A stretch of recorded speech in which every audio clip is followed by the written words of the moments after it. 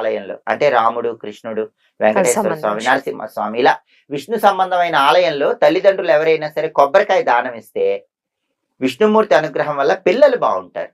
సంవత్సరం మొత్తం పిల్లలకి మంచి పురోభివృద్ధి ఉంటుంది. గాని ఉద్యోగాల్లో గాని వ్యాపారంలో గాని పిల్లలు బాగా అభివృద్ధి చెందుతారు. పిల్లలకు ఉన్న సమస్యలన్నీ తొలగిపోతాయి. పిల్లలు కూడా చేయవచ్చు. కొబ్బరికాయ దానం విష్ణు ఆలయంలో చేయాలి. ఆలయంలో అయితే గనక విభూతి పండు దానం ఇస్తే చాలా. బ్రాహ్మణులకు విభూతి పండు దానం ఇచ్చిన, శివ స్తోత్రాలు ఉన్న పుస్తకాలు దానం ఇచ్చిన శివాలయంలో ఉత్తమ ఫలితాలు కలుగుతాయి. శివుడికి విష్ణుమూర్తికి భేదం లేదు. శివాయ విష్ణు రూపాయ శివరూపాయ విష్ణువే. శివుడిని పూజిస్తే విష్ణువు ఆనందిస్తాడు, విష్ణువుని పూజిస్తే శివుడు ఆనందిస్తాడు. ఇప్పుడు నేను విష్ణు ఆలయంలో అన్నానంటే ముందుగా ఆనందించే శివుడే. ఈ స్కాంద పురాణం వైష్ణవ ఖండం మనం ఒక ప్రమాణంతో చెప్పాలి. స్కాంద పురాణం వైష్ణవ ఖండంలో వశిష్ఠ మహర్షి జనక మహారాజుకి ఏం చెప్పాడంటే విష్ణు ఆలయంలో కొబ్బరికాయ దానం ఇస్తే సంతానానికి బాగుంటుంది అని చెప్పాడు. అలాగే శివాలయంలో దీపదానం చేయొచ్చు, విభూతి పండు దానం ఇవ్వచ్చు.